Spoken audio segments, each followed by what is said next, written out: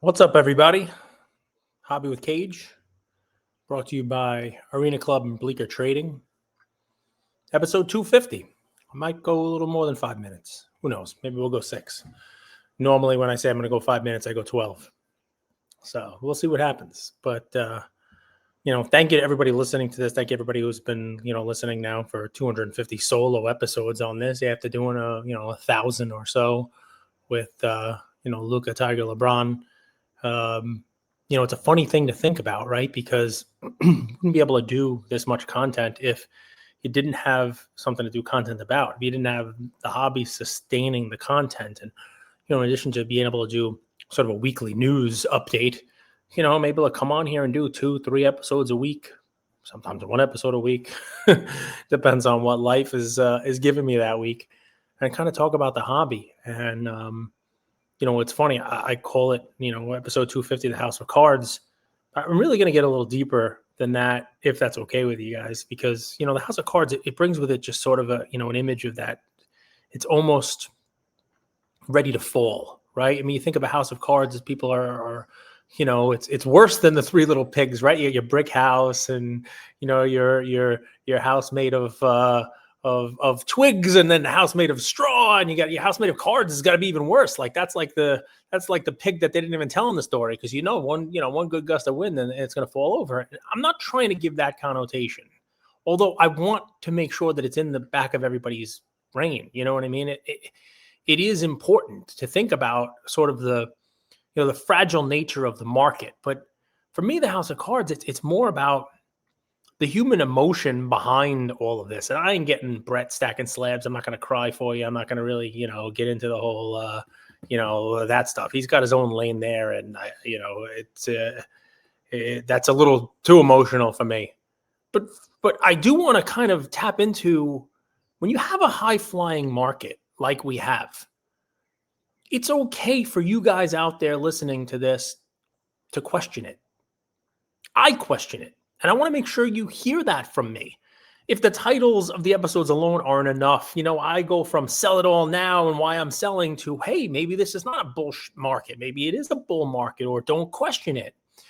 And it's funny, what got me thinking about this, well, what got me thinking about it, I think about it all the time, because I wake up every day and I think, wow, all right, do we need to take advantage of this market? Is there anything in my collection that I could sell? Is there anything that, has gotten a little too pricey and I should take advantage? But what's funny is, I've talked to you guys. You guys have you've been along for the ride on this, and wax for me has almost gotten unopenable at the price that it's at to create a word, unopenable. And I start letting my son buy stock, and this weekend he came to me and he showed me his account, and he's up over 50% on Google, and his account is up over 50% from how much he's put in, and he says, I don't know if I would have done that well with cards, even with the cards going up the way they are, because I don't know if what I would have bought would be up 50%. I tried to show him, that, with cards, it's a little different. It's not, we're not doing a straight kind of divisor on it. And, we're not doing, cards just for profit and just for money and just to see the percent return. There's a lot of other things that go into it. And there, this is collecting instead of investing, and, try to have that conversation with him. But, ultimately what he said to me was, he goes, even if you're collecting, you want to know that your cards are worth more. And then he said, and this is smart for a 12-year-old, does there get to be a point in time where it's gone too far, too fast? His words, not mine. And I said to him, well, has your Google gone too far, too fast? And he's like, no, it's still cheap. I'm going to buy more. Okay, well then, why can't that also be the case for cards? Well, because they're different. Well, why? Why are they different? I don't know. They just are.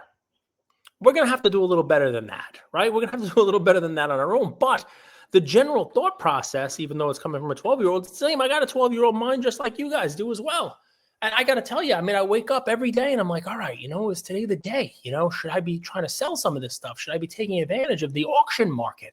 Some of the items that I own, they're definitely worth significantly more. But then the Warren Buffett voice creeps in, a quote that I saw posted a couple of times, and it's, it's not just, be greedy when others are fearful and be fearful when others are greedy, because now everybody's being greedy. So it's time to be afraid. I should be selling.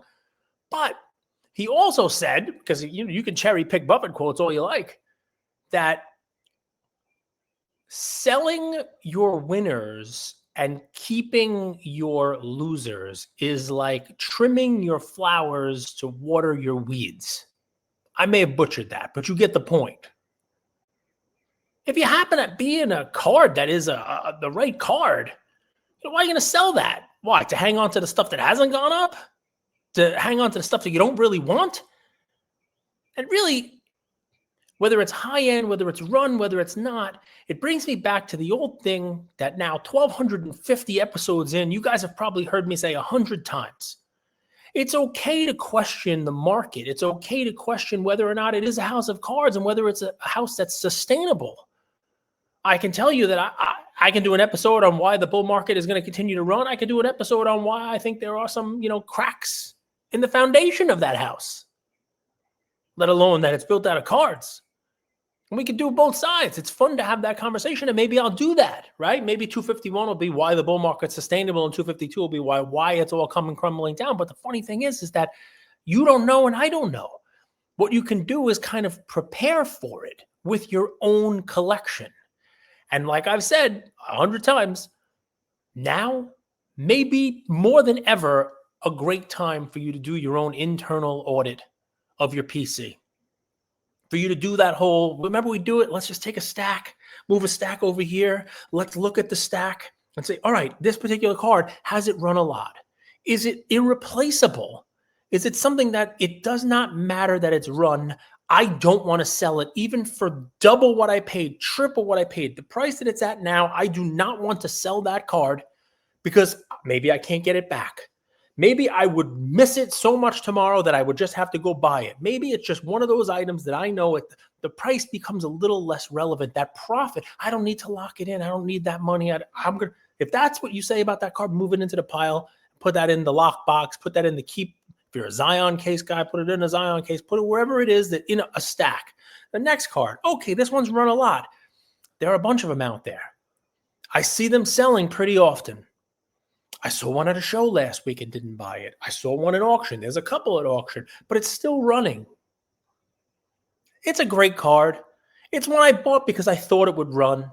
It's not a card I bought because I love the player or I love that style of card, but I was right. I had a thesis and I knew this card would go up in value.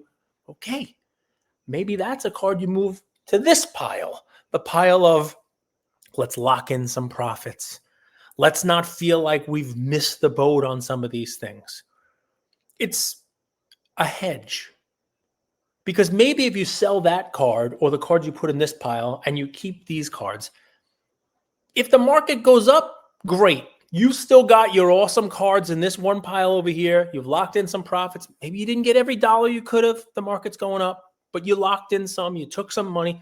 If the market happens to reverse or happens to go down a little bit, and maybe the cards you've kept in this pile aren't worth what they are today, you'll probably feel better about owning them, even though their values come down a little bit, because you also took advantage of selling these at a price that's higher than you could get for them now. So it's all about a balancing act, right? It's all about your own, your own situation. And I'm painting with a broad stroke, right? I'm doing this myself.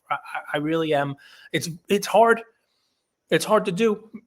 Two things. Number one, your own collection, your own situation will dictate this. If you don't need money, maybe you don't sell anything. Or maybe it'd be nice to have a little bit of extra cash laying around and, you have a couple cards to put in this pile that are just extra and they've run and, you want to take some money off the table.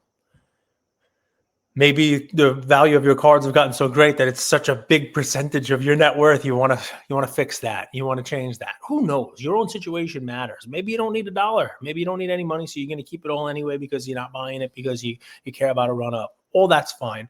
What I will tell you is, if you're like me, this audit experiment that we've talked about doing many, many, many times over has gotten harder and harder and harder. And that's mostly because of the consolidation trend that we've seen.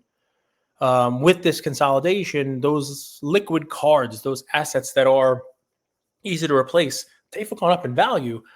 But a lot of us have also seen them leave our PCs in favor of these top of the pyramid type cards.